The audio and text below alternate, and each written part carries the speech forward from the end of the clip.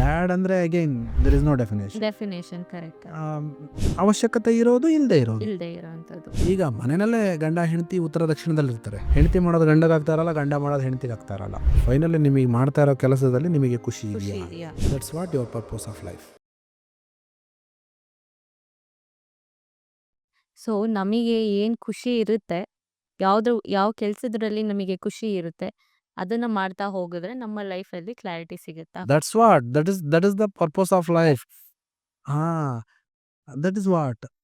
ಎಷ್ಟೋ ಜನ ಅವರವರಿಗೆ ಬೇಕಾಗಿರ್ತಕ್ಕಂಥ ಖುಷಿಯಾಗಿರ್ತಕ್ಕಂಥ ಕೆಲಸಗಳನ್ನ ಬಿಟ್ಟು ಬೇರೆ ಬೇರೆದ್ ಮಾಡ್ತಾ ಇರ್ತಾರೆ. ಹೌದು. ಇವಾಗ ಎಷ್ಟೋ ಜನಕ್ಕೆ ಬಿಸ್ನೆಸ್ ಮಾಡಬೇಕು ಅಂತ ಆಸೆ, ಆಸೆ ಬಟ್ ಫಂಡ್ ಇರೋದಿಲ್ಲ. ಬಟ್ ನೀನು ಅನ್ಕೊಂಡು ಬಿಸ್ನೆಸ್ ಲಿಮಿಟೆಡ್ ಫಂಡ್ ಇಂದ ಶುರು ಮಾಡ್ಬೋದಲ್ಲ. ಮಾಡಬಹುದು. ಹೇಗೇನಲ್ಲಿ ಘನತೆ ಗೌರವ ಅಡ್ಡ ಬರುತ್ತೆ. ಹ್ಮ್. ಎಷ್ಟೋ ಜನಕ್ಕೆ ಹೋಟ್ಲು ಮಾಡಬೇಕು. ಎಕ್ಸಾಂಪಲ್ ನನಗೆ ಹೇಳ್ತೀನಿ ಅಂತ ತಪ್ಪಾಗಲಿ ತಿಳ್ಕೊಳ್ಳೋ ಅವಶ್ಯಕತೆ ಇಲ್ಲ. ಎಷ್ಟೋ ಜನಕ್ಕೆ ಹೋಟ್ಲು ಮಾಡಬೇಕು ಅಂತ ಆಸೆ ಇದೆ. ನಾನು ಬರೋವಂಥವ್ರಿಗೆ ತುಂಬ ಒಳ್ಳೆ ಒಳ್ಳೆ ಅಡುಗೆ ಮಾಡಾಕಬೇಕು, ಅವ್ರ ಹೊಟ್ಟೆ ತುಂಬಿಸ್ಬೇಕು, ನಾನು ಹೊಟ್ಟೆ ತುಂಬಿಸ್ಕೋಬೇಕು, ಹ್ಮ್. ನನಗೂ ಖರ್ಚಿಗೆ ದುಡ್ಡು ಬೇಕು ಅನ್ನೋದು, ನನ್ನ ಸಂಸಾರ ಸಾಕಬೇಕು ಅನ್ನೋದು ಒಂದು ಖುಷಿ ಇದೆ ಖುಷಿ. ಕೆಲವರಿಗೆ. ಹೌದು. ಇದು ನಾವು ಎಲ್ಲಿಂದ ಎಲ್ಲಿವರೆಗೂ ನೋಡ್ತೀವಿ ಇದನ್ನ. ಒಂದು ರೋಡಲ್ಲಿ ಇಟ್ಕೊಂಡು ಗಾಡಿ ಮೇಲೆ ಮಾರ್ತಕ್ಕಂಥ ಹೋಟೆಲಿಂದ ಹಿಡಿದು 5 ಸ್ಟಾರ್ ಹೋಟೆಲ್ವರೆಗೂ ನೋಡ್ತೀವಿ. 30 ರೂಪಾಯಿ 2 ಇಡ್ಲಿಯಿಂದ ಹಿಡಿದು 3,000 ರೂಪಾಯಿ 2 ಇಡ್ಲಿವರೆಗೂ ನೋಡ್ತೀವಿ. ನೋಡ್ತೀವಿ. ಅಂದರೆ ಅದರಲ್ಲಿ ಅಕ್ಕಿ ಹಿಟ್ಟೆ ತಾನೇ ಬಳಸೋದು, ಬೇರೆ ಏನಾದರೂ ಹಾಕ್ತಾರ ಅದರೊಳಗಡೆ? ಇಲ್ಲ. ಇಲ್ಲ ಅಲ್ಲ.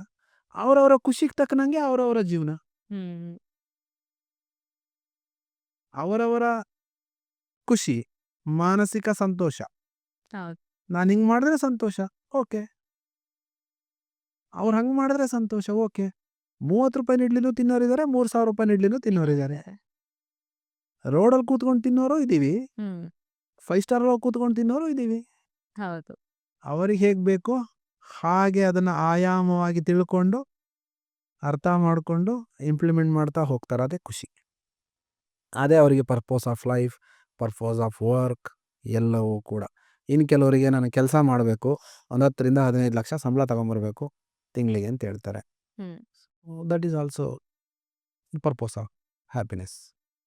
ಇದೇ ನಿಮ್ಮ ಒಂದು ಜೀವನದ ದಾರಿ, ಇದೇ ನಿಮ್ಮ ಒಂದು ಜೀವನದ ಗುರಿ ಅಂತ ಕಂಡುಕೋಬೇಕಾದ್ರೆ ಕೆಲವರು ಡಾಕ್ಟರ್ ಆಗಬೇಕು ಅಂತ ಒಂದು ಏಮ್ ಇರುತ್ತೆ. ಆ ಏಮ್ಗೋಸ್ಕರ ಹಗಲು ರಾತ್ರಿ ಓದ್ತಾರೆ.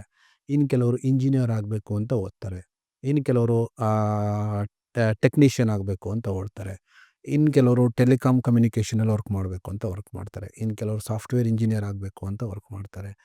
ಈಗ ನಿಮ್ಮ ಒಂದು ಓದು ಏನು ಖುಷಿ ಕೊಡ್ತಾ ಇದೆಯಲ್ಲ, ಆ ಖುಷಿನೇ ನಿಮ್ಮ ಕೆಲಸ ಅಲ್ವಾ? ಹೌದು.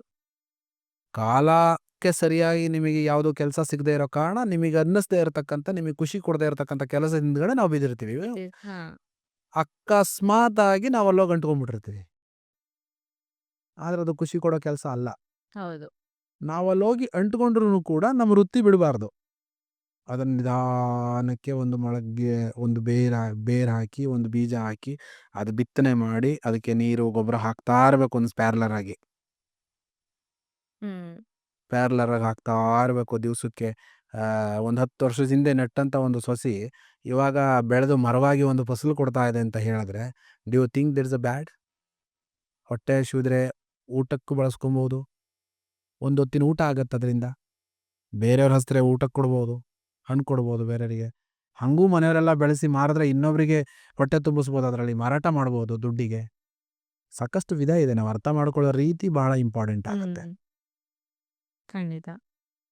ನಾವು ಹೇಗೆ ಒಂದು ಸೀಡ್ ಹಾಕಿ, ಇವಾಗ ನೀವೇನು ಮಾಡಬೇಕಂತ ಅಂದ್ಕೊಂಡಿದ್ದೀರಿ ಒಳಗಡೆ ಹೋಗಿ ಒಂದು ಸೀಡ್ ಹಾಕಿ, ಅದು ಸರಿಯಾದ ಟೈಮಿಗೆ ನೀರು ಗೊಬ್ಬರ ಎಲ್ಲ ಹಾಕ್ತಾ ಅದು ಬೆಳೀತಾ ಇದೆಯಾ, ಚೆನ್ನಾಗಿ ಬೆಳೀತಾ ಇದೆಯಾ, ಅದ್ರ ಜೊತೆ ಬೇರೆ ಯಾವುದಾದ್ರೂ ನೆರಳಿಗೆ ಅಂಟು ಸೊಸಿ ಬರ್ತಾ ಇದೆಯಾ, ಕಳೆ ಬರ್ತಾ ಇದೆಯಾ ಎಲ್ಲ ನೋಡ್ಕೊಂಡು ಹೋದರೆ, ಅದನ್ನು ನೀಟಾಗಿ ಬೆಳೆಸ್ತಾ ಹೋದರೆ, ಸೈಡಾಗಿ ಪ್ಯಾರ್ಲರಾಗಿ ಬೆಳೆಸ್ತಾ ಹೋದರೆ, ಒಂದು ದಿನ ಅದು ನಿಮಗೆ ಮರವಾಗಿ ಸಿಗುತ್ತೆ.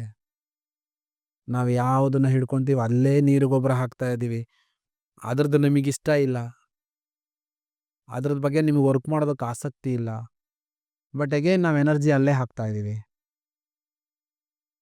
ಬಟ್ ಅಗೇನ್ ಅದು ಫ್ರೂಟ್ಸ್ ಕೊಡ್ತಾ ಇದೆ, ಬಟ್ ಆ ಫ್ರೂಟ್ಸ್ ನಿಮಗೆ ಟೇಸ್ಟ್ ಅನ್ನಿಸ್ತಾ ಇಲ್ಲ ಅಂದಮೇಲೆ ನಮಗೆ ಯಾವ್ದು ಇಷ್ಟ ಅದನ್ನ ಮಾಡ್ಬೇಕಾಗತ್ತೆ.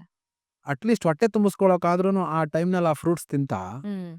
ಪ್ಯಾರ್ಲರ್ ಆಗಿ ನಮಗೆ ಅವಶ್ಯಕತೆ ಆಗಿರ್ತಕ್ಕಂಥದ್ದೊಂದು ಸಸಿ ಬೆಳ್ಕೊಂಡು ಹಣ್ಣು ಬೆಳ್ಕೊಳ್ಳೋದು ಉತ್ತಮ ಅಲ್ವಾ? ಹೌದು. ನಮಗೆ ಬೇಕಾಗಿರುವಂಥ ಕ್ಷೇತ್ರಗಳನ್ನ ಆಯ್ಕೆ ಮಾಡ್ಕೊಳ್ಳೋದು ಒಳ್ಳೆಯದಲ್ವಾ? ನಮಗೆ ಬೇಕಾಗಿರೋ ರೀತಿನಲ್ಲಿ ಹೋಗೋದು ಒಳ್ಳೇದಲ್ವಾ? ನೀವು ಒಂದು ಸಫನ ಟೈಮಲ್ಲಿ ಒಂದು 8 ರಿಂದ 10 ವರ್ಷಕ್ಕೆ ನಿಮಗೆ ಸಂಪೂರ್ಣವಾಗಿ ಸೋರ್ಸ್ ಇಲ್ಲಿ ಬರ್ತಾ ಇದೆ ಅಂತ ಹೇಳಿದ್ರೆ you can shift it from there to here. Hmm. ನಾನು ಇದ್ರ ಬಗ್ಗೆ ಬಿಸ್ನೆಸ್ ಕೌನ್ಸಿಲಿಂಗ್ ಬರ್ತಾರೆ, ಬಹಳ ಚೆನ್ನಾಗಿ ಮಾತಾಡ್ತಾರೆ ಪಾಪ. ಇಷ್ಟ ಇಲ್ಲದೆ ಈ ಕೆಲಸ ಮಾಡ್ತಾ ಇದ್ದೀನಿ, ಏನು ಮಾಡಬೇಕಂತ ಗೊತ್ತಾಗ್ತಾ ಇಲ್ಲ. ಕೋಟಿ ಕೋಟಿ ಲಾಸ್ ಮಾಡ್ಕೊಂಡಿರೋರು ಬಿಸ್ನೆಸ್ ಕೌನ್ಸಿಲಿಂಗ್ ಬರ್ತಾರೆ, ಕೇಳ್ತಾರೆ. ಕೆಲವೊಂದು ಐಡಿಯಾಸ್ನ ಕೊಡ್ತೀವಿ, ಹೋಗಿ ಇಂಪ್ಲಿಮೆಂಟೇಷನ್ ಮಾಡ್ತಾರೆ. ಸ್ವಲ್ಪ ಮಟ್ಟಿಗೆ ವರ್ಕ್ ಆಗುತ್ತೆ. ಬಟ್ ಅವ್ರ ಮೈಂಡಲ್ಲಿ ಲೆವೆಲಿಗೆ ವರ್ಕ್ ಆಗೋ ಲೆವೆಲಲ್ಲಿ ಅವ್ರು ರೆಡಿ ಇರಬೇಕು. ಆ ಬ್ಲಾಕೇಜಸ್ ರಿಮೂವ್ ಆಗಬೇಕು. ಸಾಕಷ್ಟಿದೆ ಇದರಲ್ಲಿ. It's a pattern. ಪ್ಯಾಟರ್ನ್. ಇದು ಒಂದು ರೀತಿಯಾದಂಥ ಪ್ಯಾಟ್ರನ್. ನೀವು ಏನಾದರೂ ಮಾಡಿ ಒಂದು ಪ್ಯಾಟ್ರನ್. ನೀವು ಬೆಳಗ್ಗೆ 8 ಗಂಟೆಗೆ ಡೈಲಿ ಟಿಫನ್ ತಿಂತಾ ಇದ್ದೀರಿ, ಮಧ್ಯಾಹ್ನ 2 ಗಂಟೆಗೆ ರೆಗ್ಯುಲರಾಗಿ ಊಟ ಮಾಡ್ತಾ ಇದ್ದೀರಿ, ಸಂಜೆ 8 ಗಂಟೆಗೆ ರೆಗ್ಯುಲರಾಗಿ ಡಿನ್ನರ್ ಮಾಡ್ತಾ ಇದ್ದೀರಿ. ನೀವು ಒಂದು ವಾರ ಈ ಹ್ಯಾಬಿಟ್ನ ಸಬ್ಕಾನ್ಷಿಯಸ್ ಮೈಂಡಿಗೆ ಅರ್ಥ ಮಾಡಿಸ್ಬಿಟ್ರೆ ಸೇಮ್ ಟೈಮಿಗೆ ಆಫ್ಟರ್ 15 ಡೇಸ್ ಕೇಳುತ್ತೆ ಫುಡ್ ಬೇಕು ನನಗೆ, ಫುಡ್ ಬೇಕು ಅಂತ. ಹೌದು. ಐ ನೀಡ್ ಅಂತ ಕೇಳುತ್ತೆ. ಇದನ್ನೇ ನೀವು 2 ಟೈಮ್ಸಿಗೆ ತಗೊಬನ್ನಿ. ಒಂದು 20-25 ಡೇಸ್ ಇದನ್ನು ಹ್ಯಾಬಿಟ್ ಮಾಡಿ. ಆಫ್ಟರ್ 25 ಡೇಸ್ ಇದನ್ನು ನಮ್ಮ ಮನಸ್ಸು ಅರ್ಥ ಮಾಡ್ಕೊಳ್ಳುತ್ತೆ. ಓಕೆ, ಮಾರ್ನಿಂಗ್ ಈವ್ನಿಂಗ್ ಅಷ್ಟೇ. ಹ್ಮ್. ನೀವು ಬೆಳಗ್ಗೆ 8 ಗಂಟೆಗೆ ಎಕ್ಸಾಕ್ಟಾಗಿ ಕಾಫಿನೋ ಟೀನೋ ಅಭ್ಯಾಸ ಮಾಡಿ. ನೆಕ್ಸ್ಟ್ ಡೇ ಒಂದು ವಾರ ಅಭ್ಯಾಸ ಮಾಡಿದ್ರೆ, ಒಂದು 10-15 ದಿನ ಅಭ್ಯಾಸ ಮಾಡಿದ್ರೆ, 15 ದಿನದ ನಂತರ ಅದು ಕೇಳುತ್ತೆ ಆಟೋಮೆಟಿಕ್ಕಾಗಿ ಐ ನೀಡ್ ಟೀ ಅಂತ ಹ್ಮ್. ಕೇಳುತ್ತೆ ಮನಸ್ಸು. ಸೊ ನಮ್ಮ ಹ್ಯಾಬಿಟ್ಟು ಯಾವ ಥರ ಮಾಡ್ಕೊತೀವಿ ಅದ್ರ ತಕ್ಕಂತೆ ನಮ್ಮ ಲೈಫ್ ಲೀಡ್ ಆಗುತ್ತೆ. Be it bad habits are good habit. Nothing bad, nothing good. It is needed or not needed. Needed or not needed. ಹಾ, ಬ್ಯಾಡ್ ಅಂದರೆ again there is no definition. Definition correct. ಅವಶ್ಯಕತೆ ಇರೋದು, ಇಲ್ಲದೆ ಇರೋದು. ಇಲ್ಲದೆ ಇರೋವಂಥದ್ದು. ಕರೆಕ್ಟಾ?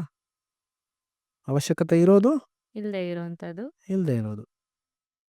ಕೆಲವರಿಗೆ ಮಾಡ್ಲಿಂಗ್ ಅವಶ್ಯಕತೆ ಇಲ್ಲ, ಕೆಲವ್ರು ನೋಡಿದ್ರೆ ಏನಂತಾರೆ, ಬ್ಯಾಡ್ ಅಂತಾರೆ. ಹ್ಮ್. Correct? ಹೌದು ಹೌದು. ಅದನ್ನ ಅಕ್ಸೆಪ್ಟ್ ಮಾಡೋಕ್ಕಾಗತ್ತಾ? ಅವ್ರಿಗೆ ಅವ್ರಿಗೆ ಅವಶ್ಯಕತೆ ಇರಲ್ಲ. ಹಾ, ನಮಗೆ ಅವಶ್ಯಕತೆ ಇದೆ. ನಾವು ಹಿಂಗೆ ಕೂತ್ಕೊಂಡು ಮಾತಾಡ್ತಾ ಇರೋದು ಎಷ್ಟೋ ಜನಕ್ಕೆ ಬೇಕಿಲ್ಲ. ಹಾಗಾದ್ರೆ ಅದು ಬ್ಯಾಡ್ ಆಗತ್ತಾ?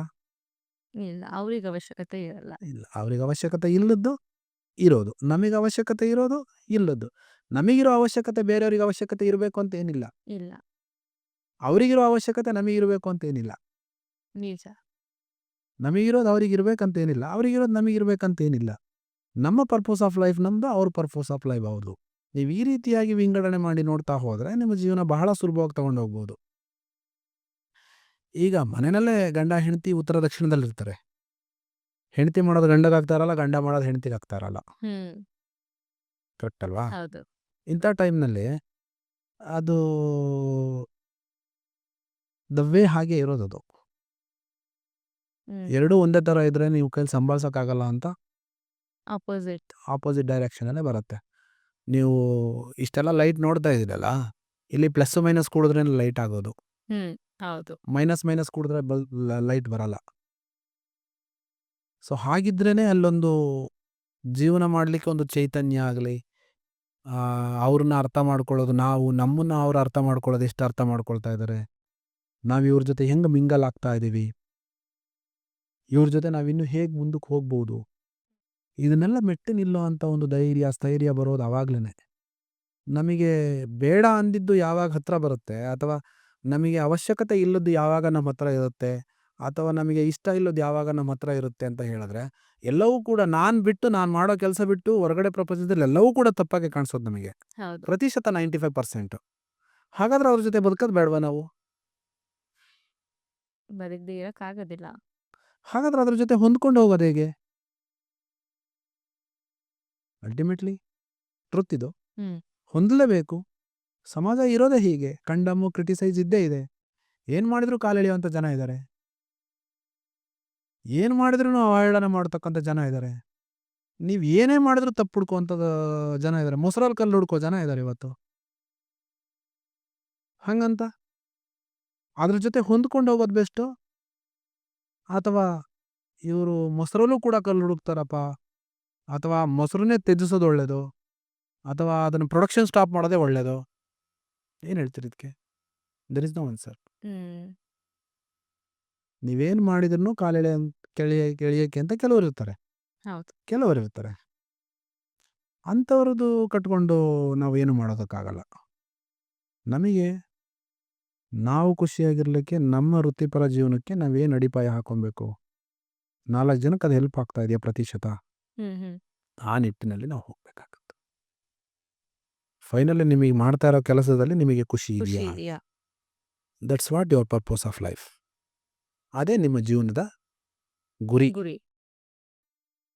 ಅದೇ ನಿಮ್ಮ ಜೀವನದ ಗೋಲು.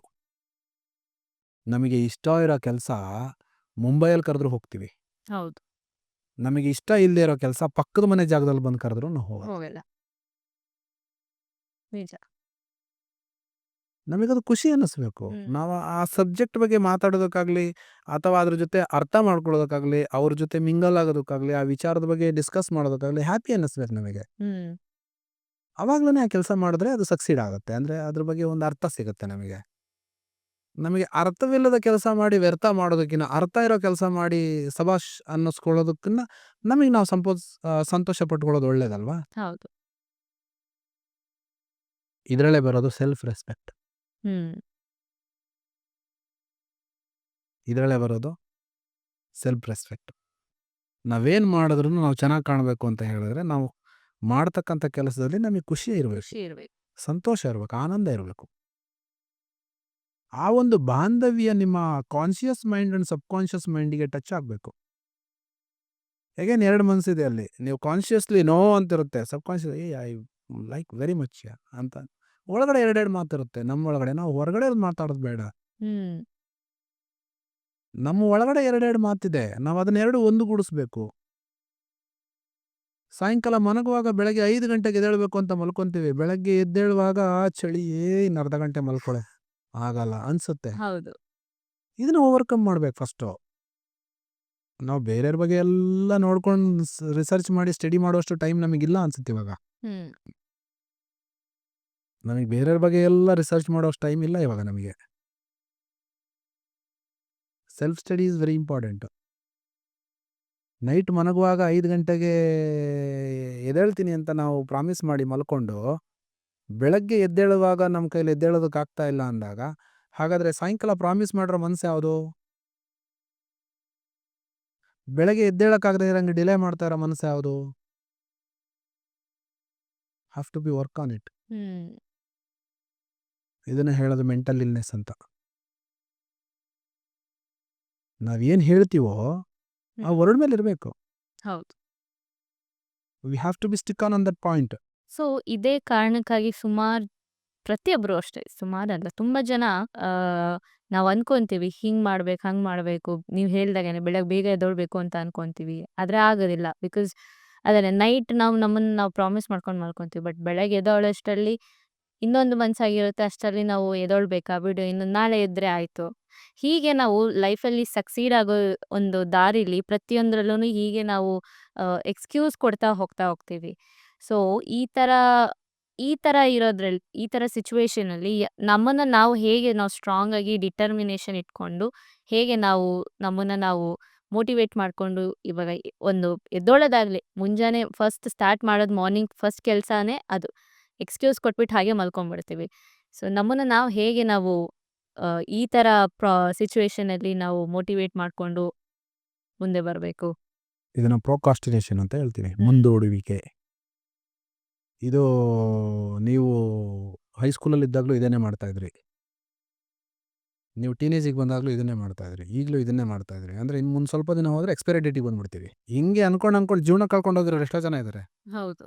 ಮಾಡಬೇಕು ಅಂತ ಹೇಳಿ ಲಾಸ್ಟಿಗೆ ಕೊನೆಯ ಕ್ಷಣದಲ್ಲಿ ದೇಹ ಬಿಡುವಂಥ ಸಮಯದಲ್ಲಿ ಹಾಸಿಗೆ ಮೇಲೆ ಕೂತ್ಕೊಂಡು ಅಯ್ಯೋ ನಾನು ಅದು ಮಾಡಬೇಕಾಗಿತ್ತು, ಮಾಡೋದಕ್ಕಾಗಲಿಲ್ವೇ, ಅಯ್ಯೋ ನಾನು ಅದು ತಿನ್ನಬೇಕಾಗಿತ್ತು, ತಿನ್ನೋದಕ್ಕಾಗಲಿಲ್ವೇ, ಅಯ್ಯೋ ನಾನು ಅದು ಅನುಭವಿಸೋಕ್ಕಾಗಲಿಲ್ವೇ, ಈ ನೋವಿನಲ್ಲಿ ಜೀವ ಬಿಡುವಂಥ ಹಲವಾರು ಮಂದಿಗಳನ್ನು ನಾನು ನೋಡಿದ್ದೀನಿ. ಅಥವಾ 50-60 ವರ್ಷ ಆಗಿದೆ, ನನ್ನ ಏಜಲ್ಲಂತೂ ನಾನು ಏನೂ ಮಾಡಲಿಲ್ಲ ಅನ್ನೋರ್ನೂ ಕೂಡ ನಾನು ಕೇಳಿದ್ದೀನಿ. ಹೌದು. ಇದರಿಂದ ಹೊರಗೆ ಬರಬೇಕು ಅಂತ ಹೇಳಿದ್ರೆ very simple, train your mind. ನಾನು ಕೆಲವೊಂದು ಸೂತ್ರಗಳನ್ನ ಹೇಳ್ಕೊಡ್ತೀನಿ ನಿಮಗೆ. ನೈಟ್ ಮಲಗುವಾಗ ಅದನ್ನು ಹೇಳಿಬಿಟ್ಟು ಮಲ್ಕೊಂಡ್ರೆ ವಿತೌಟ್ ಅಲಾರಾಮ್ ವಿತೌಟ್ ಅಲಾರಾಮ್ ನಿಮ್ಮ ಮನಸ್ಸು ಹಾಗೇ ನಿಮ್ಮನ್ನು ಎಚ್ಚರಗೊಳಿಸುತ್ತೆ. ಇದಕ್ಕೆ ಬೇಕಾಗಿರೋದು ವಿಲ್ ಪವರು, ಓಕೆ. ಇಚ್ಛಾಶಕ್ತಿ. ಇದಕ್ಕೆ ಬೇಕಾಗಿರೋದು ವಿಲ್ ಪವರ್. Will power.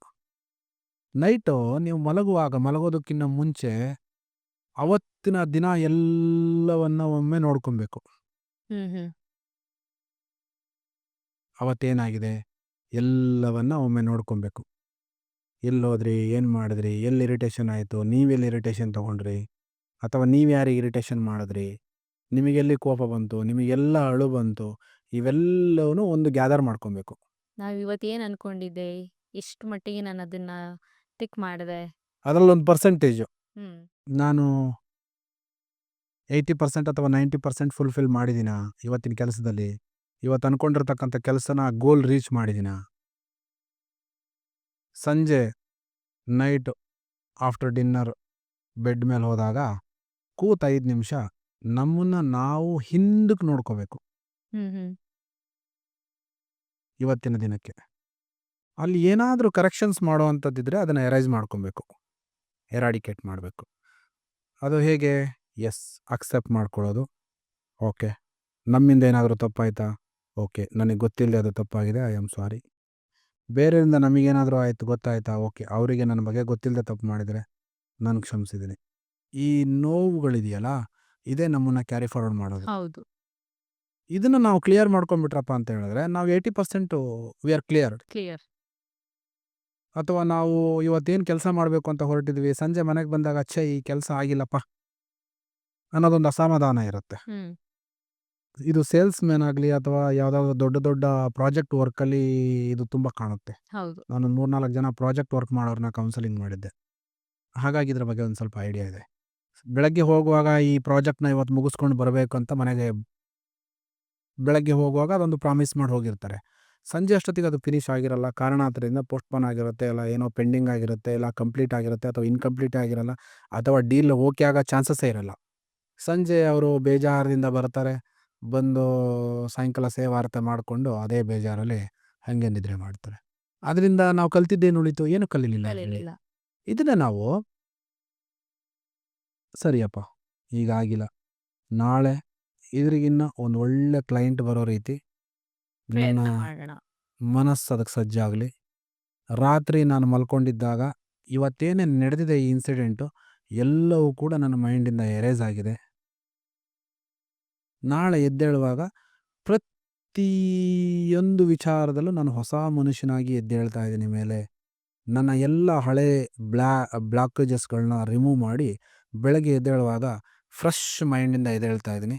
ಬೆಳಗ್ಗೆ ಸರಿಯಾಗಿ ನನಗೆ 5 ಗಂಟೆಗೆ ಅಥವಾ 4:15 ನನ್ನ ಮನಸ್ಸು ಅಲಾರಾಮ್ ಇಲ್ಲದ ರೀತಿ ಎಚ್ಚರಗೊಳ್ತಾ ಇದೆ. I get up early morning at 4:30 AM without fail. ನೀವು ನಿದ್ರೆ ಬರೋವರೆಗೂ ಇದನ್ನು ಹೇಳ್ತಾ ಮಲ್ಕೊಳ್ಳಿ. ರಿಪಿಟೇಷನ್. ಓಕೆ. ನೀವು ಏನು ಅಫರ್ಮೇಷನ್ ಹಾಕಿ ಅವತ್ತಿಂದೆಲ್ಲ ನೀವು ರಿಲ್ಯಾಕ್ಸ್ ಮಾಡಿಕೊಂಡು ನಾನೀಗ ರಾತ್ರಿಯ ಸವಿನಿದ್ರೆಗೆ ಜಾರ್ತಾ ಇದ್ದೀನಿ, ಬೆಳಗ್ಗೆ ಏಳುವಾಗ ನಾನೊಬ್ಬ ಒಳ್ಳೆ ಫ್ರೆಶ್ ವ್ಯಕ್ತಿಯಾಗಿ, ಒಂದು ಹೊಸ ವ್ಯಕ್ತಿಯಾಗಿ ಮತ್ತೆ ಈ ಭೂಮಿ ಮೇಲೆ ನಾನು ತಾಯಿಯ ಗರ್ಭದಿಂದ ಹೇಗೆ ಹುಟ್ಟಿ ಬರ್ತೀನಿ, ಹೊಸ ಎಲ್ಲವನ್ನು ಖಾಲಿ ಮಾಡಿ ಹಾಗೆ ಹೊಸದಾಗಿ ಹುಟ್ಟಿ ಜೀವನವನ್ನು ಮಾಡ್ತಾ ಇದ್ದೀನಿ ಅನ್ನೋ ಒಂದು ಮನೋಭಾವದಿಂದ ಬೆಳಗ್ಗೆ ಎದ್ದೇಳಬೇಕು. ಬೆಳಗ್ಗೆ ಎದ್ದು ಕಣ್ಬಿಟ್ರ ಹಬ್ಬ ನಾನಿನ್ನು ಬದುಕಿದ್ದೀನಿ, ಸಿಲ್ಲಿ ಅನ್ಸುತ್ತೆ. ಒಂದು gratitude. Oh my God, again I have one more day to prove myself. Again I have one more day to prove myself. Thank God. ದೇವರಿಗೊಂದು ಸಂತೋಷ ಸುದ್ದಿ ಕಳಿಸ್ಬೇಕು. ಅಗೈನ್ ಅದೇ ಬೆಡ್ ಮೇಲೆ ಬೆಳಗ್ಗೆ ಎದ್ದು ಅವತ್ತಿನ ದಿನದ ಪ್ರೋಗ್ರಾಮಿಂಗ್ ಮಾಡ್ಕೋಬೇಕು. ಇವತ್ತೆಲ್ಲಿಗೆ ಹೋಗ್ತಾ ಇದ್ದೀನಿ, ಏನು ಮಾಡ್ತಾ ಇದ್ದೀನಿ, ಎಲ್ಲವನ್ನ ಒಂದು ರೀತಿ ವೇ ಇದೆ ಅದಕ್ಕೆ ಪ್ರೋಗ್ರಾಮಿಂಗ್ ಮಾಡೋದಕ್ಕೆ. ಮಾಡಿ ಇದು 1 ತಿಂಗಳು, 2 ತಿಂಗಳು, 3 ತಿಂಗಳು, 4 ತಿಂಗಳು, 5 ತಿಂಗಳು ಆಗೋ ಅಷ್ಟೊತ್ತಿಗೆ ಇದೆಲ್ಲ ನಿಮಗೆ ಆಟೋಮೇಷನ್ ಆಗಿಬಿಡುತ್ತೆ. ನೀವು ಹೇಳಲಿಲ್ಲ ಅಂದ್ರೂ ಸಬ್ ಕಾನ್ಷಿಯಸ್ ಮೈಂಡ್ ಅದಷ್ಟಕ್ಕೆ ಅದೇ ಮಾಡ್ಕೊಳುತ್ತೆ ಅಲ್ಲ. ಹೋಗುತ್ತೆ. ಬೆಳಗ್ಗೆ ಎದ್ದೇಳುವಾಗ ಅದರಷ್ಟಕ್ಕೆ ಅದೇ ಮಾಡ್ಕೊಂಡ್ಬಿಡುತ್ತೆ ಅಲ್ಲ. ನೀವೊಂದು ಪ್ಯಾಟ್ರನ್ ಮಾಡಿ ಕೂರಿಸ್ಕೋಬೇಕಷ್ಟೇ ತಲೆ ಒಳಗಡೆ, ಒಂದು ಬ್ಲೂ ಪ್ರಿಂಟ್ ಕೊಡಬೇಕಷ್ಟೇ ಮೈಂಡಿಗೆ. ಒಂದು 2-3 ಮಂತ್ಸ್ ನೀವು ಇದನ್ನ ಪ್ರಯತ್ನ ಪಟ್ರಪ್ಪ ಅಂತ ಹೇಳಿದ್ರೆ, ಆ ಬ್ಲೂ ಪ್ರಿಂಟ್ ಹಾಗೆ ಕೂತ್ಕೊಂಡ್ಬಿಡುತ್ತೆ ತಲೆನಲ್ಲಿ. ನೀವು ಹೇಳಿದ್ರೂ ಅದೇ ಕೆಲಸ ಮಾಡ್ಕೊಳ್ಳುತ್ತೆ, ಹೇಳಲಿಲ್ಲ ಅಂದ್ರೂ ಅದೇ ಕೆಲಸ ಮಾಡ್ಕೊಳ್ಳುತ್ತೆ. ಸ್ಟಾರ್ಟಿಂಗ್ ನಾವು ಎಚ್ಚರಿಸ್ಬೇಕು ಅದಕ್ಕೆ. ಏಯ್ ಮಲ್ಕೊಂಡಿದ್ಯಾ ಎದ್ದೇಳು, ಇವತ್ತಿನ ಕೆಲಸ ನಂದಿದೆ, ನೀನು ಮಾಡು, ಇದೆಲ್ಲ ನಾವು ಮಾತಾಡೋದಿದೆ ಇವತ್ತು, ಇದೆಲ್ಲ ಹೋಗೋದಿದೆ, ಇದನ್ನೆಲ್ಲ ನೀನು ಇವಾಗ ಸಕ್ಸಸ್ ಮಾಡಿಕೊಟ್ಟಿದೀಯಾ ಅನ್ನೋ ರೀತಿ ಆ ಪ್ರೆಸೆಂಟ್ ಸಿಚುವೇಶನ್ಸ್ನಲ್ಲಿ ನಾವು ಅವತ್ತಿನ ದಿನ ನಾವು ನೋಡಬೇಕಾಗತ್ತೆ. ಸೊ ನಮ್ಮ ಸೆಲ್ಫ್ ಟಾಕ್ ಏನಿರುತ್ತೆ ಅದು ಬಹಳ ಇಂಪಾರ್ಟೆಂಟ್ ಆಗುತ್ತೆ. 100%. ಸೊ ನೀವು ಹೇಳಿದ ಪ್ರಕಾರ ನಮ್ಮನ್ನು ನಾವು ಮೋಟಿವೇಟ್ ಮಾಡ್ಕೊಳ್ಳೋದಾಗಲಿ, ನಮ್ಮನ್ನು ನಾವು ಪಾಸಿಟಿವ್ ಟಾಕ್ ಮಾತಾಡ್ಕೊಂಡಾಗ ನಮ್ಮಲ್ಲಿ ನೆಗೆಟಿವ್ ಥಾಟ್ಸ್ ಆಗಲಿ, ಪ್ರೊಕ್ರಾಸ್ಟಿನೇಷನ್ ಏನು ಹೇಳ್ತಾ ಇದ್ದೀರಾ ಅದೆಲ್ಲ ತಾನಾಗಿ ಕಮ್ಮಿ ಹೋಗುತ್ತೆ ಅಂತ ನಿಮ್ಮ ನೀವು ಒಂದೇ ಸತಿ ಬಿಡಬೇಕು ಅಂದರೆ ಅದು ವಿರುದ್ಧವಾಗಿ ಚಲಿಸೋದಕ್ಕಾಗಲ್ಲ. ಹೌದು. ನೀವು ವಿರುದ್ಧವಾಗಿ ಚಲಿಸೋದಕ್ಕಾಗೋದೇ ಇಲ್ಲ ಮೈಂಡಿಗೆ. ಎಗೇನ್ ಅದು ಬೇರೆ ಥರ ವರ್ಕ್ ಮಾಡ್ಲಿಕ್ಕೆ ಶುರು ಮಾಡುತ್ತೆ. ನೀವು ಮನೆಯಲ್ಲಿ ಒಂದು ಚಿಕ್ಕದಾಗಿ ಒಂದು ಗಿಡ ಪಾಟಲ್ಲಿ ಹಾಕಿದಿರಿ. ಅದಕ್ಕೆ ಬೇಕಾಗಿರೋ ರೀತಿ ನೀವೊಂದು ಐರನ್ ತಂತಿ ತಗೊಂಡು ಬಗ್ಸಿ ಅದಕ್ಕೆ ಕಟ್ಟಿ. ಹಂಗೆ ಬೆಳೀತಾ ಹೋಗುತ್ತೆ. ನೀವು ಹೇಗೆ ಬೆಂಡ್ ಮಾಡಿ ಕಟ್ತೀರೋ ಹಾಗೇ ಬೆಳೆಯುತ್ತದು. ಹೌದು. ಅದಕ್ಕೊಂದು ಸಪೋರ್ಟ್ ಬೇಕು ಫಸ್ಟು. ಮೈಂಡು ಎಳೆದ್ರೆ ಬರಲ್ಲ ಅದು. ಅಷ್ಟು ಸುಲಭವಾಗಿ ಬರಲ್ಲ ಒಂದು ಜಾಗದಿಂದ ಇನ್ನೊಂದು ಜಾಗಕ್ಕೆ, ಅಥವಾ ಒಂದು ವಾತಾವರಣದಿಂದ ಇನ್ನೊಂದು ವಾತಾವರಣಕ್ಕೆ, ಒಂದು ಹ್ಯಾಬಿಟಿಂದ ಇನ್ನೊಂದು ಹ್ಯಾಬಿಟಿಗೆ ಅಷ್ಟು ಸುಲಭವಾಗಿ ಬರಲ್ಲ. ಒಂಥರ ಕಾಡೆಮ್ಮೆ ಇದ್ದಂಗೆ ಅದು. ಅಷ್ಟು ಸುಲಭವಾಗಿ ತೊಗೊಂಬರೋಕ್ಕಾಗಲ್ಲ ಅದನ್ನು. ಸೂಕ್ಷ್ಮವಾಗಿ ನಿಧಾನವಾಗಿ ಬದಲಾವಣೆ ಗೊತ್ತಾಗಬಾರ್ದು, ಇದು ನಿಧಾನವಾಗಿ ತೊಗೊಂಬರ್ಬೇಕು. ಟ್ರೈನ್ ಮಾಡ್ತಾ ಹೋಗ್ಬೇಕು ನಮ್ಮ ಇಲ್ಲಾಂದ್ರೆ ಅದು ಬೇರೆ ಥರನೇ ವರ್ಕ್ ಆಗುತ್ತೆ. ನಿಧಾನವಾಗಿ ತೊಗೊಂಬರ್ಬೇಕು. ಒಂದೊಂದೊಂದೇ ಶಿಫ್ಟ್ ಮಾಡಬೇಕು. ಕಂಪ್ಲೀಟಾಗಿ ನಾಳೆಯಿಂದ ನಾನು ಗೌತಮ ಬುದ್ಧ ಆಗ್ತೀನಿ ಅಂದ್ರೆ ಆಗಲ್ಲ. ಹೌದು. ಒಂದೊಂದೊಂದೇ ಶುರು ಮಾಡಬೇಕು. ಇವಾಗ ನಿಮಗೆ ಕೋಪ ಬರ್ತಾ ಇದೆಯಾ, ಓಕೆ, ಅದಕ್ಕೊಂದು ಮಂತ್ರ, ಐ ಆಮ್ ರಿಲ್ಯಾಕ್ಸ್. ಸಿಂಪಲ್ ಮಂತ್ರ, I am relax. What ever it. ನಿಮಗೆ ಇರಿಟೇಷನ್ ಆಗ್ತಾ ಇದೆಯಾ, ಎಲ್ಲದಕ್ಕೂ ಯೂನಿವರ್ಸಲ್ ವರ್ಡ್ ಇದು. ಅಳು ಬರ್ತಾ ಇದೆಯಾ, ಐ ಆಮ್ ರಿಲ್ಯಾಕ್ಸ್. ನೀವು ಎಷ್ಟು ಸಮಾಧಾನವಾಗಿರ್ಲಿಕ್ಕೆ ಟ್ರೈ ಮಾಡ್ತೀರೋ ಅಷ್ಟು ನಿಮ್ಮ ಜೀವನವನ್ನು ಖುಷಿಯಿಂದ ಜೀವಿಸ್ತೀರಿ. ಹೌದು. ಎಷ್ಟು ಸಮಾಧಾನದವಲ್ಲದ ಬದುಕನ್ನು ನಾವು ಮಾಡ್ತೀವೋ ಅಷ್ಟು ದುಃಖದ ಕಡೆಗೆ ಹೋಗ್ತೀವಿ. ಏನಾದರೂ ಬರಲಿ ಲೈಫಲ್ಲಿ, ಐ ಆಮ್ ರಿಲ್ಯಾಕ್ಸ್. ಇವತ್ತೊಂದು 1,000 ಲಾಸ್ ಆಯಿತು, ರಿಲ್ಯಾಕ್ಸ್. 10,000 ಲಾಭ ಬಂತು, ರಿಲ್ಯಾಕ್ಸ್. ಯಾರೋ ನಿಮ್ಮನ್ನು ಅಪ್ರಿಷಿಯೇಟ್ ಮಾಡಿದ್ರು, ಓಹೋ ರಿಲ್ಯಾಕ್ಸ್, ಡಬಲ್ ರಿಲ್ಯಾಕ್ಸ್. ಯಾರೋ ನಿಮ್ಮನ್ನು ಕಾಳು ಹೇಳಿದ್ರು, ರಿಲ್ಯಾಕ್ಸ್, ಲೆಟ್ ಇಟ್ ಬಿ. ಈ ಎಲ್ಲವನ್ನ ಇಕ್ವಾನಿಮಿಟಿ ಸ್ಟೇಟ್ ಅಂತೀವಿ. ಇದನ್ನು ಎಲ್ಲವನ್ನ ನಾವು ಸಮತೋಲನವಾಗಿ ಸಮದೂಗಿಸ್ಕೊಂಡು ಹೋಗೋದನ್ನ ಕಲ್ತ್ವಿ ಅಂತ ಹೇಳಿದ್ರೆ ದಟ್ಸ್ ವಾಟ್ ಲೈಫ್. ಎಲ್ಲವನ್ನ ತೂಗಿಸ್ಕೊಂಡು ಹೋಗುವಂಥದ್ದು ಅದೇ ಜೀವನ. ನಿಮಗೆ ಹೇಗೆ ಬೇಕೋ ಆಗಿರೋದಲ್ಲ ಜೀವನ. ಏನಾಗ್ತಾ ಇದೆಯೋ ಅದನ್ನ ನೋಡ್ಕೊಂಡು ಮುಂದಕ್ಕೆ ಹೋಗೋದೇ ಜೀವನ. ಸಾಮಾನ್ಯವಾಗಿ ನನ್ನ ಹತ್ರ ಕೆಲವು ಸ್ಟೂಡೆಂಟ್ಗಳು ಬಂದು, ಸರ್ ನನಗೆ ಮೆಡಿಟೇಷನ್ ಮಾಡೋದಕ್ಕೇ ಆಗ್ತಾ ಇಲ್ಲ. ಫಸ್ಟ್ ಆಫ್ ಆಲ್ ನಾನು ಕೇಳ್ತೀನಿ ಅವ್ರನ್ನ, ಮೆಡಿಟೇಷನ್ ಅಂದರೆ ಏನು ಅಂದ್ಕೊಂಡಿದ್ದೀರಿ ನೀವು? ನಿನಗೆ ಹೇಗೆ ಬೇಕೋ ಹಾಗೆ ಮಾಡೋದಾ, ಅಥವಾ ಏನಾಗ್ತಾ ಇದೆ ಅದನ್ನು ನೋಡೋದಾ, ಅಥವಾ ಗಮನಿಸೋದಾ? ಇಲ್ಲ, ನನಗೆ ಮೆಡಿಟೇಷನ್ ಮಾಡಿದ್ರೆ ಮೈಂಡ್ ಫುಲ್ ಕಾಮ್ ಆಗಿಬಿಡ್ಬೇಕು, ಯಾವ ಥಾಟು ಬರಬಾರ್ದು. ಆ ಲೆವೆಲ್ ಥಾಟ್ ಬರದೇ ಇರೋದು ಡೆಡ್ ಮೂಮೆಂಟಲ್ಲಿ. ಆಲೋಚನೆನೇ ಬರ್ತಾ ಇಲ್ಲ ಅಂತ ಹೇಳಿದ್ರೆ ವಿ ಆರ್ ನೋ ಮೋರ್ ಅಂತ ಅರ್ಥ. ಆಲೋಚನೆ ಬರ್ತಾ ಇದೆ ಅಂತ ಹೇಳಿದ್ರೆ ವಿ ಆರ್ ಅಲೈವ್, ಬದುಕಿದೀವಿ. ಯಾವ ಥರ ಆಲೋಚನೆ ಬರ್ತಾ ಇದೆ ಇದನ್ನ ನಾವು ಧ್ಯಾನದಲ್ಲಿ ಗಮನಿಸ್ಬೇಕು. ಯಾವ ರಿಲೇಟೆಡ್ ಆಗಿ ಥಾಟ್ ಬರ್ತಾ ಇದೆ, ಸಕ್ಸಸ್ ರಿಲೇಟೆಡ್ ಆಗಿ ಬರ್ತಾ ಇದೆಯೋ, ಫೇಲ್ಯೂರ್ ರಿಲೇಟೆಡ್ ಆಗಿ ಬರ್ತಾ ಇದೆಯೋ, ಅಥವಾ ಮ್ಯಾರೇಜ್ ರಿಲೇಟೆಡ್ ಆಗಿ ಬರ್ತಾ ಇದೆಯೋ, ಅಥವಾ ವರ್ಕ್ ರಿಲೇಟೆಡ್ ಬರ್ತಾ ಇದೆಯೋ, ಇದನ್ನ ಗಮನಿಸಿ ಅಲ್ಲಿ ನಾವು ಅದಕ್ಕೆ ಕ್ಲಾರಿಟಿ ಕೊಡ್ತಾ ಹೋಗ್ಬೇಕು. ಯಾವಾಗ ಇದನ್ನೆಲ್ಲ ಗಮನಿಸೋದಕ್ಕೆ ಪ್ರಯತ್ನ ಪಡ್ತೀವೋ ಆವಾಗ ಒಂದಷ್ಟು ಕ್ಲಾರಿಟಿ ಸಿಗ್ತಾ ಹೋಗುತ್ತೆ ಜೀವನದ ಬಗ್ಗೆ. ಧ್ಯಾನ ಅಂದರೆ ನಿಮಗೆ ಏನು ಅನ್ನಿಸ್ತಾ ಇದೆ ಅದನ್ನು ಮಾಡೋದಲ್ಲ. ಸಾರಿ, ನಿಮಗೆ ಏನು ಬೇಕೋ ಅದನ್ನ ಕಂಡುಹಿಡ್ಕೊಳ್ಳೋದಲ್ಲ. ಏನಾಗ್ತಾ ಇದೆ ಒಳಗಡೆ? ವಿವೇಕಾನಂದ ಅವ್ರದ್ದೊಂದು ಕೋಟ್ ನೋಡಿದ್ದೆ ನಾನು. ಸಮುದ್ರದ ದಡದಲ್ಲಿ ಅವರ ಹೋಮ್ ಟೌನ್ ಸಮುದ್ರದ ದಡದಲ್ಲಿ ಹೋಗಿ ಧ್ಯಾನ ಮಾಡ್ತಾ ಇದ್ರಂತೆ. ಆ ಒಂದು ಸ್ಟ್ರೀಟಿಗೆ ಒಬ್ರು ಸೆಕ್ಯೂರಿಟಿ ಅಂತ ಇಟ್ಟಿರ್ತಾರೆ. ಹ್ಮ್. ನೈಟು ಊಟ ಮುಗಿಸ್ಕೊಂಡು 8, 9 ಗಂಟೆ 10 ಗಂಟೆ ಮೇಲೆ ಹೋಗಿ ಕೂತು ಆ ಸಮುದ್ರದ ದಡದಲ್ಲಿ ಆ ಅಲೆಗಳ ಶಬ್ದವನ್ನು ತಗೊಳ್ತಾ ಹಾಗೇ ಧ್ಯಾನ ಮಾಡ್ತಾ ಕೂತಿದ್ರಂತೆ. ಸೆಕ್ಯೂರಿಟಿ ಬಂದು, ಏಯ್ ಯಾರು ನೀನು, ಏನು ಮಾಡ್ತಾ ಇದೀಯಾ ಅಂತ ಕೇಳ್ತಾರೆ ಅಂತೆ. ಹ್ಮ್. ಆಗ ವಿವೇಕಾನಂದರವರು, ನೀನು ಯಾರು, ನೀನೇನು ಮಾಡ್ತಿದ್ಯಾ ಅಂತ ಕೇಳ್ತಾರೆ. ನಾನು ಈ ಸ್ಟ್ರೀಟಿನ ವಾಚ್ಮ್ಯಾನ್ ಅಂತ ಹೇಳ್ತಾರೆ. ನೀನು ಆ ಸ್ಟ್ರೀಟಿಗೆ ವಾಚ್ಮ್ಯಾನ್ ಆದರೆ ನಾನು ನನ್ನ ಮನಸ್ಸಿನ ವಾಚ್ಮ್ಯಾನ್ ಅಂದ್ರಂತೆ. ಅಂದರೆ ಆ ಸ್ಟ್ರೀಟಲ್ಲಿ ಏನೇನು ಆಗ್ತಾ ಇದೆ, ಯಾರು ಹೋಗ್ತಾ ಇದ್ದಾರೆ, ಯಾರು ಬರ್ತಾ ಇದ್ದಾರೆ, ವಾಚ್ ಮಾಡೋ ಕೆಲಸ ಯಾರ್ದು? ವಾಚ್ಮ್ಯಾನ್ದು. ವಾಚ್ಮ್ಯಾನ್ದು. ನನ್ನ ಮನಸ್ಸೊಳಗಡೆ ಯಾರು ಬರ್ತಾ ಇದ್ದಾರೆ, ಯಾರು ಹೋಗ್ತಾ ಇದ್ದಾರೆ, ಯಾವ ಆಲೋಚನೆ ಬರ್ತಾ ಇದೆ, ಯಾವ ಹ್ಯಾಂಗಲಲ್ಲಿ ಬರ್ತಾ ಇದೆ ಅನ್ನೋದನ್ನು ವಾಚ್ ಮಾಡೋದು ಯಾರ ಕೆಲಸ? ನಮ್ಮದು. ನಾವು ಧ್ಯಾನಕ್ಕೆ ಕೂತಾಗ ಮಾಡಬೇಕಾಗಿರೋದು ಅದು. ನಮ್ಮ ಒಳಗಡೆ ಏನು ನಡೀತಾ ಇದೆ. ಇವಾಗ ವಿತ್ ರೆಕಾರ್ಡ್ ನಾನೊಂದು 2 ರಿಂದ 3 ನಿಮಿಷದ ಒಂದು ಎಕ್ಸಸೈಸ್ ಕೊಡ್ತೀನಿ ನಿಮಗೆ. Okay. You just go through. ಅದರಲ್ಲಿ ನಿಮಗೊಂದಷ್ಟು ಕ್ಲಾರಿಟಿ ಸಿಗುತ್ತೆ. ಓಕೆ, ಆರಾಮಾಗಿ ಕೂತ್ಕೊಳ್ಳಿ. ಹ್ಮ್. ನಿಮಗೊಂದಷ್ಟು ಕ್ಲಾರಿಟಿ ಸಿಗುತ್ತೆ. ಧ್ಯಾನ ಅಂದರೆ ಏನು, ಇದು ಹೇಗೆ ವರ್ಕ್ ಆಗುತ್ತೆ ಅನ್ನೋದು ಒಂದು 3 ನಿಮಿಷದಲ್ಲಿ ನಾನು ಹೇಳ್ಕೊಡ್ತೀನಿ. ಅದು ನಿಮಗೊಂದು ಕ್ಲಾರಿಟಿ ಸಿಗುತ್ತೆ. ಓಕೆ. ನಾನು ಇದರಲ್ಲಿ 3 ಎಕ್ಸಸೈಸ್ ಮಾಡಿಸ್ತೇನೆ. ಒಂದು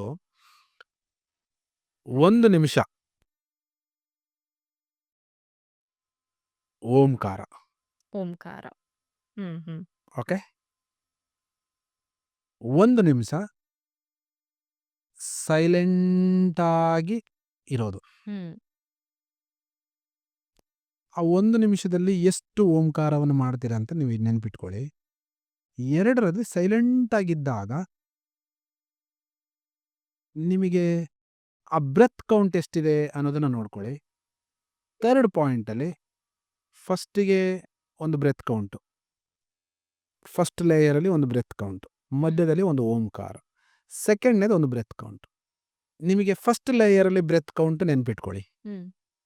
3 ಪ್ಯಾಟರ್ನ್ಸ್ ಇದೆ ಇಲ್ಲಿ. 1 ನಿಮಿಷ ಕಾಮನ್ ಬ್ರೀದಿಂಗ್. ಓಕೆ.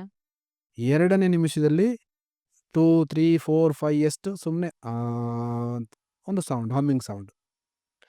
3rd ಲೇಯರಲ್ಲಿ again breath count, silence.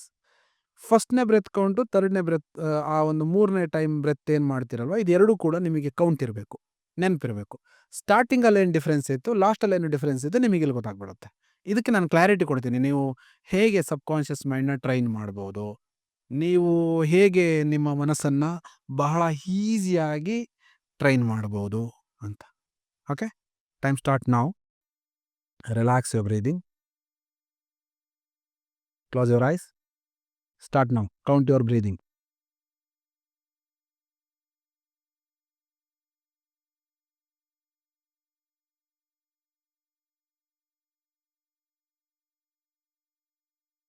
Remember your breathing count.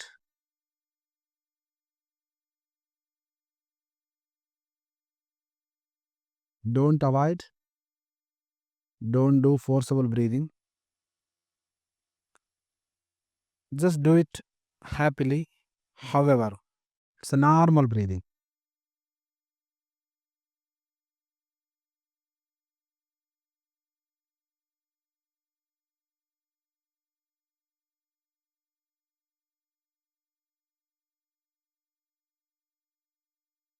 Slow breathing, a normal breathing without any effort.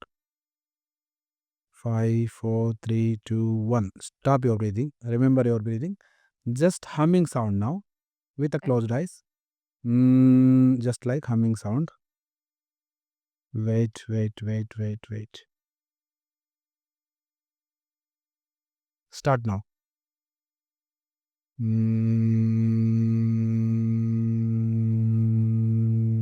If you want loud, you can. How much length you can do, Oh. you can practice. You just remember that humming sound also. Go ahead. Hmm.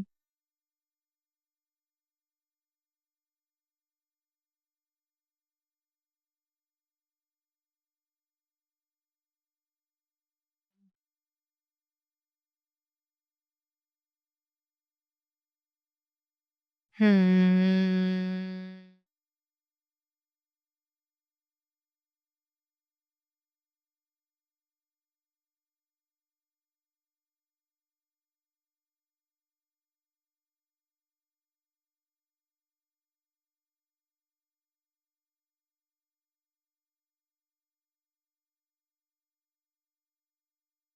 Stop.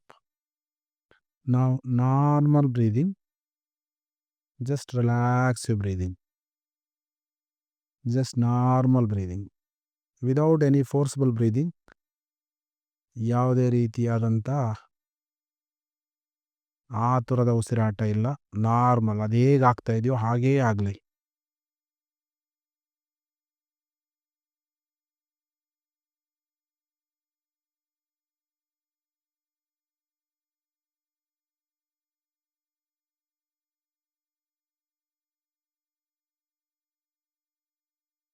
ಇದು ಕೂಡ count remember ಇರಲಿ.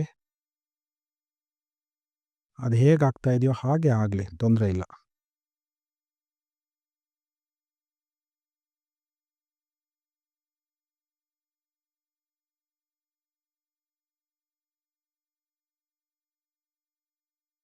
Stop.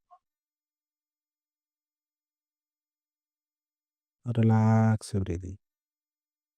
First ನೀವು breath count ಇತ್ತಲ್ಲ, ಎಷ್ಟಿತ್ತದು? 15. Okay. Second humming ಬಂದು ಒಂದು 5-6 humming sounds ಮಾಡಿದ್ರು. After that ಒಂದು 10 breathe counts. Okay. So ಅದು ಡ್ಯೂರೇಷನ್ ಸೇಮ್ ಅಲ್ಲ? ಹಾ. 1 ಮಿನಿಟ್. 1. ನಾನು ನೋಡ್ತಾ ಇದ್ದೆ, ಟೈಮ್ ವಾಚ್ ಇಟ್ಟಿದ್ದೆ. Okay. 1 minute 1 minute 1 minute. Okay. ಹಾ. ಇದರಲ್ಲಿ ಅರ್ಥ ಆಗಿದ್ದೇನು? ಸ್ಲೋ ಮಾಡ್ತಾ ಹೋಗ್ತಾ ಇದ್ರೆ ನಮ್ಮ ಬ್ರೀತ್ ಕೌಂಟು ನಾವು ಬಾಡಿನ ನಾವು ಅಬ್ಸರ್ವ್ ಮಾಡ್ತಾ ಹೋಗ್ತಾ ಇರ್ತೀವಿ ಪ್ರಾಪರಾಗಿ. ನೀವು ಯಾವಾಗ ಜಾಸ್ತಿ ಅವೇರ್ ಇರ್ತೀರಿ ಅಂತ ಹೇಳಿದ್ರೆ, ನೀವೆಷ್ಟು ಉಸಿರಾಟವನ್ನ ಕಮ್ಮಿ ಆಡ್ತಿರೋ. 3 ರಿಂದ 7 ಅಥವಾ 10 ಈ ಪ್ಯಾಟರ್ನ್ ಇದ್ರೆ this a yogic breathing pattern ಅಂತೀವಿ. ಯಾವಾಗ ಈ ಬ್ರೀದಿಂಗ್ ಅಲ್ಲಿ ಆರಾಮಾಗಿರ್ತೀರೋ, ಈ ಬ್ರೀದಿಂಗ್ ಅಲ್ಲಿ ಇರುವಾಗ ನಿಮಗೆ ಕೋಪ ಬರಲ್ಲ, ದುಃಖ ಆಗಲ್ಲ. ಟ್ರೈ ಮಾಡಿ. ಓಕೆ. ಆಪೋಸಿಷನ್ ಅವ್ರು ಏನಾದ್ರು ನಿಮಗೆ ಬ್ಲೈಮ್ ಮಾಡ್ತಾ ಇದಾರೆ ಅಂದ್ರೆ ಅದು ತಗೊಳಲ್ಲ ಮನಸ್ಸು. ಕಾಮ್ ಆಗಿರುತ್ತೆ. What yogic breathing. ನಾವು ರೆಗ್ಯುಲರ್ ಆಗಿ ಪ್ರಾಕ್ಟೀಸ್ ಮಾಡಬೇಕಾಗಿರೋದು ಇದನ್ನೇ. ಓಕೆ. ನಾವು ಉಸಿರಾಟವನ್ನ ಎಷ್ಟು ಅವೇರ್ ಆಗಿ ಮಾಡ್ತಾ ಇದೀವಿ.